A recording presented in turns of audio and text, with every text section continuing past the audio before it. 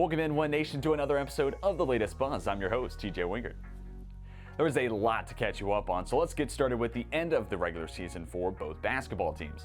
First, on the women's side, 3 games last week, resulting in 3 W's for your Hornets. The first, a 30-point win over Hollins in the last home game of the season. Lynchburg then topped Ferrum 82-58 at Ferrum. And lastly, at Virginia Wesleyan, Lynchburg gathered a nail-biting win, 66-65 final score. In the win over the Marlins, it was Lizzie Davis leading the way with 23 points, 9 assists, and 3 steals. Aaron Green reached double-digit scoring with 15, and Olivia Harris did as well with 13. The Hornets are now set as the 6th seed to take on 3-seed Roanoke next Friday at 8 p.m. And for the men's team, their week started on the road at Ferrum on Wednesday night, and it was a tough shooting start in the first half that put Lynchburg down by 10 at the break. The Hornets would battle back, though, and got great contributions off the bench from players like Down Dunton with 15 points and 10 rebounds, as well as Noah Bullock chipping in a season-best 11 points. Despite the late comeback effort, however, Lynchburg would fall short to the Panthers 62-60. Then on Saturday, Lynchburg had 5 seniors or grad students honored before the game, and then set their eyes and sights on Virginia Wesleyan for the second time in the regular season. Lynchburg shot just 1 of 13, however, from beyond the arc, and that forced the offense to try to find points elsewhere.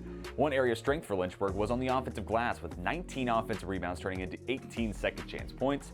Once again, though, Lynchburg did play close to the very end, but Virginia Wesleyan was able to fend off the Hornets and escaped Wayne Profit Court with a 67-62 win.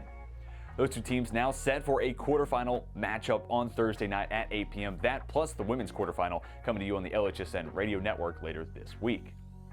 Leaving the hardwood now, let's talk about the lacrosse teams, starting with the men's side, who had their home opener this Saturday against Greensboro. The 26-2 win for Lynchburg saw 16 different players score at least once, and now sets the stage for Saturday's heavyweight clash between Lynchburg and Cabrini.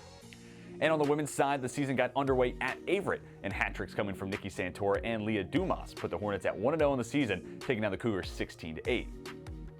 And now we have to talk about this Lynchburg baseball team, whose weekend slate saw dates with number 15 Trinity, number 9 Washington, and number 7 Birmingham Southern. On Friday, reigning ODAC Pitcher of the Year Brandon Pond made a compelling opening argument to retain the honors with 6 perfect innings of work and 12 punch-outs along the way. The Hornets plated a pair of runs in the 4th and got insurance runs in the 7th and the 8th en route to a 4-3 win. A day later, Lynchburg took down Washington 9-5 behind 6 innings of action from starter Nick Matfield. And how about Cameron Lane, Avery Neves, PJ Alvanos, and Riley O'Donovan, each with 2 RBIs in that game. Lynchburg did fall short to Birmingham Southern on Sunday, but nevertheless, Lynchburg baseball made a statement this weekend.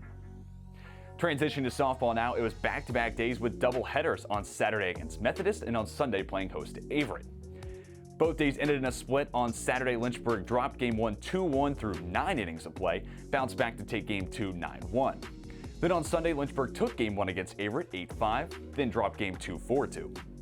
Ruby Stewart picked up her first home run of the year on Saturday afternoon. Caroline Joy in Game 1 on Sunday went 3 for 4 with a grand slam in the mix. And we have to talk about the pitching staff both days. Emily Charlton might have gotten a loss in Game 1 on Saturday, but the lefty went 9 innings deep with 13 Ks. And in Game 2, Kaylee Dorsis picked up a 5-inning complete game win. Then on Sunday, Angela Sparandeo went the full 7 in Game 1, good for her first win on the year. It was also a full weekend schedule for the equestrian program, with the Virginia Tech IHSA on Saturday and the UVA IHSA on Sunday. Saturday saw the Hornets collect a 5th place finish while winning 12 ribbons, and then on Sunday, a 4th place finish for Lynchburg with 7 ribbons won.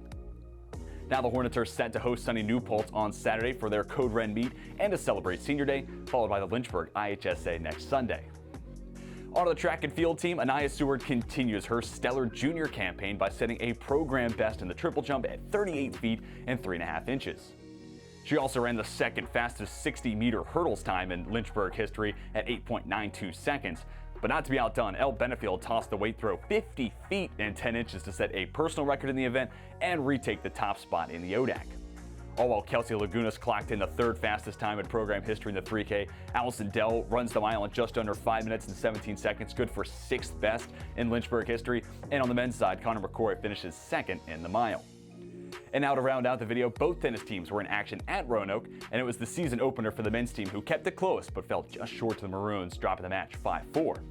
Meanwhile, the women's team, coming off a win last weekend against UVA Wise, came out on top 8-1 over Roanoke and now sit at 3-0 on the season. That'll do it for this episode of The Latest Buzz. Be sure to head to lynchburgsports.com for more of the latest news, results, and stories revolving around Lynchburg athletics.